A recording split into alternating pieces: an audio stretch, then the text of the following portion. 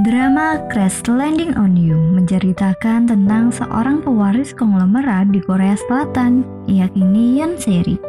Suatu hari, Se-ri bermain para layang sendiri, namun cuaca buruk tiba-tiba terjadi. Se-ri terbawa angin sangat kencang sampai menyangkut di atas pohon. Tidak tanggung-tanggung, nyangkutnya tuh sampai ke Korea Utara. Disinilah Se-ri bertemu dengan Ri Jong-hook, atau biasa dipanggil dengan sebutan Kapten Ri, seorang perwira tinggi di Korea Utara. Sebagai tentara, Kapten Ri mencurigai Se-ri sebagai mata-mata. Akan tetapi, Se-ri bisa meyakinkan Kapten Ri bahwa dirinya bukan mata-mata, melainkan orang yang terbawa angin kencang hingga sampai di Korea Utara. Meski Kapten Ri tahu bahwa Se-ri tidak sengaja memasuki Korea Utara, tetapi Se-ri tetap harus diinterogasi. Se-ri yang takut pun langsung berlari kabur. Para tentara terus mengejarnya. Mereka ingin menembak Se-ri. Beruntung, tembakan itu meleset dan Se-ri selamat. Se-ri terus berlari dan berharap segera sampai di Korea Selatan. Hingga tiba di suatu desa, Se-ri pun merasa lega. Ia menemui sebuah perkampungan yang ia rasa aman. Namun, ia merasa banyak keanehan. Listrik yang padam, perkampungan seperti masa lampau, para warga yang berolahraga dini hari. Ternyata, Se-ri tidak menyadari bahwa mobil patroli tentara lewat dan hampir menabraknya. Untung saja Kapten Ri menyelamatkannya. Se-ri pun sangat terkejut karena bertemu dengan Kapten Ri lagi. Akhirnya, Se-ri mencoba untuk memanfaatkan Kapten Ri. Se-ri berusaha membujuk Kapten Ri. Usaha Se-ri pun tak sia-sia. Se-ri diberikan izin untuk menginap di rumah Kapten Ri. Se-ri kini berada di rumah Kapten Ri. Dengan terpaksa, Kapten Ri menyiapkan makanan untuk Se-ri yang kelaparan. Tiba-tiba, anak buah Kapten Ri datang. Se-ri dan anak buah Kapten Ri malah berniat saling adu lapor. Saat debat mereka berakhir, suasana pun mulai mencair. Kapten Ri berniat untuk membantu menyelundupkan Se-ri pulang ke Korea Selatan menggunakan perahu milik salah satu paman anak buah Kapten Ri. Mereka akhirnya makan bersama sebelum kembali bertugas. Kapten Ri dan anak buahnya meninggalkan Se-ri untuk bertugas. Di rumah, Se-ri kebingungan saat ingin mandi. Tidak ada sabun, sampo, lilin wewangian, bahkan air hangat. Se-ri menghubungi Kapten Ri dan menghubunginya untuk beberapa kali hanya untuk menanyakan hal itu. Se-ri yang terbiasa mandi dengan air hangat terpaksa harus memasak air terlebih dahulu. Meski merepotkan, tapi ini sangat dibutuhkan oleh Se-ri. Listrik di sana sangat terbatas. Se-ri sangat ketakutan saat listrik mulai padam.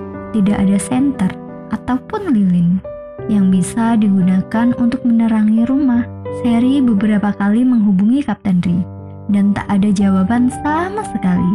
Se-ri semakin takut. Akhirnya Kapten Ri pulang. Se-ri menangis terseduh-seduh karena tidak menyangka akan menjalani hidup seperti ini.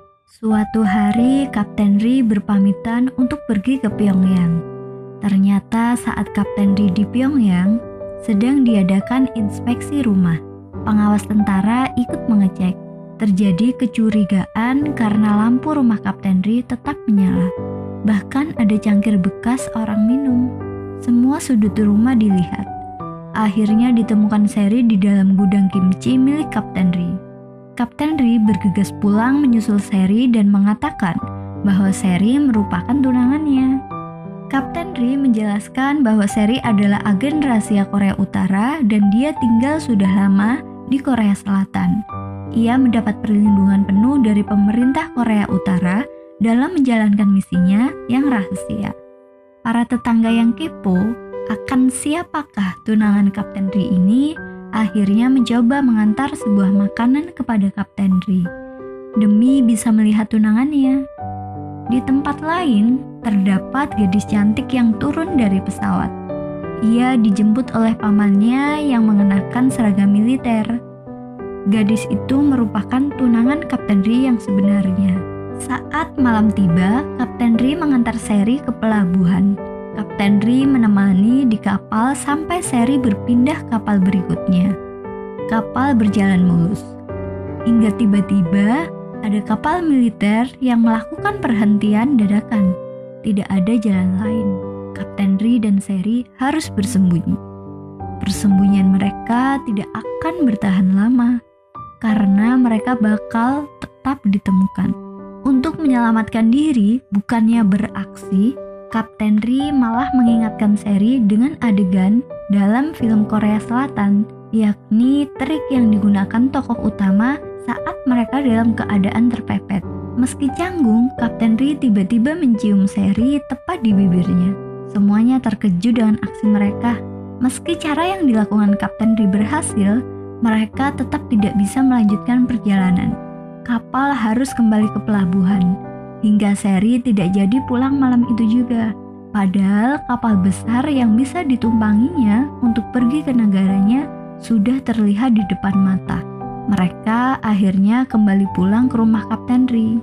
Pagi harinya, Kapten Ri terkejut mendengar seorang menutup pintu. Ternyata Seri sudah kabur dari rumah dan meninggalkan sepucuk surat. Kapten Ri tahu kemana Seri pergi. Ia langsung menyusulnya di tebing.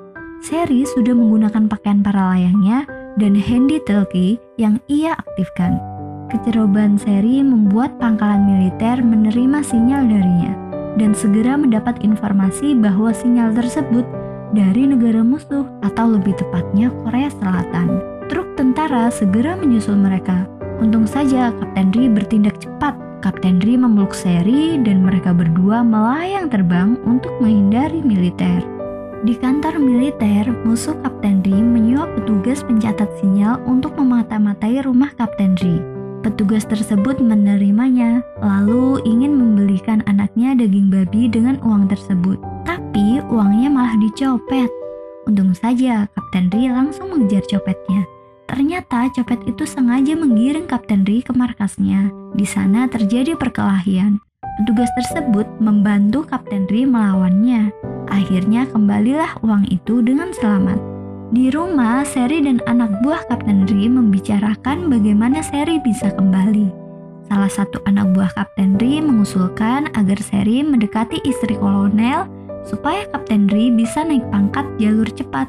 Waktu yang sangat pas untuk Seri mendekati istri kolonel. Karena hari ini merupakan ulang tahun istri kolonel. Seri datang dengan tangan kosong, tapi ternyata Seri tetap berhasil mengambil hati istri kolonel. Seri dengan mudah bergaul dengan ibu-ibu yang tinggal di pangkalan militer. Kapten Ri yang mengetahui keberadaan Seri mondar-mandir demi bisa pulang bersama Seri. Mereka akhirnya pulang berboncengan menggunakan sepeda. Sesampainya di rumah, anak buah Kapten Ri sudah menunggu. Mereka bersiap untuk berpesta dan minum-minum bersama sampai larut. Paginya, Kapten Ri menyiapkan kopi dan membuatkan sup untuk menghilangkan bau alkohol dari mulut Seri. Seri tampaknya terharu. Sebelum Kapten Ri berangkat, Seri memberikan lambang hati. Lantas, Kapten Ri bingung dengan tingkah Seri.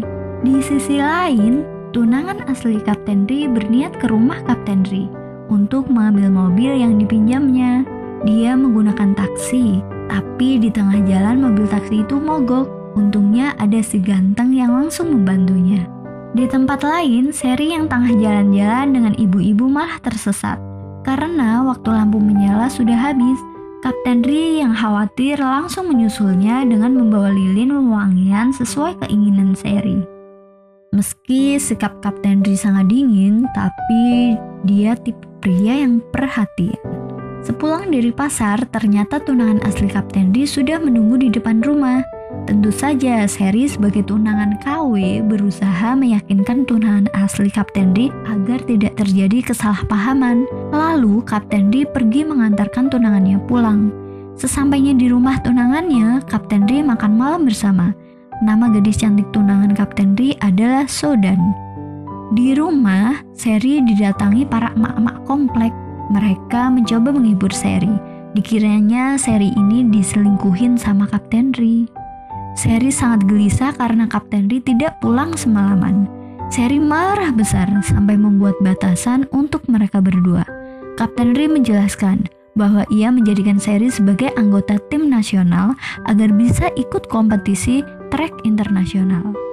Dengan begitu, Sherry bisa pergi ke Eropa dengan pesawat terbang. Tentu saja, Sherry langsung merasa bersalah. Demi memperlancar misi, Sherry harus ambil foto untuk membuat paspor. Agar tidak terlihat mencurigakan, Sherry pergi ke salon dan mengubah gaya rambutnya. Sherry juga membeli baju di pasar ditemani geng emak-emaknya. Sherry yang tak punya uang langsung menjual jam tangan edisi terbatasnya. Di luar dugaan, jam Sherry tidak berharga mahal di Korea Utara. Di sana penjual barang diukur dari berat barang itu sendiri. Rencana kepergian Sherry diketahui oleh musuh Kapten Ri. Ia menginterogasi anak buah Kapten Ri untuk mendapatkan informasi. Meski sampai babak belur, anak buah Kapten Ri tidak mudah untuk membongkar rahasia. Kapten Ri tidak tinggal diam. Dia menemui musuhnya lalu meminta untuk bertanya langsung kepadanya. Tapi musuhnya tidak berniat bertanya langsung kepada Kapten Ri. Paginya, Sherry dan Kapten Ri pergi ke Pyongyang untuk ambil foto. Kereta yang mereka tumpangi terhenti karena gangguan listrik. Pemberhentian kereta itu sampai malam. Semua penumpang keluar dan membuat api untuk menghangatkan tubuh. Sherry meminta ini itu agar tidak kedinginan dan perutnya tetap kenyang. Orang kalau kenyang biasanya ngantuk tuh. Begitu juga Sherry langsung tertidur. Dan saat Sherry tertidur, Kapten Ri memberikan pundaknya untuk bersender Sherry saat ia terlelap. Sesampainya di Pyongyang, Sherry langsung ambil foto. Di sana Sherry bertemu dengan si ganteng.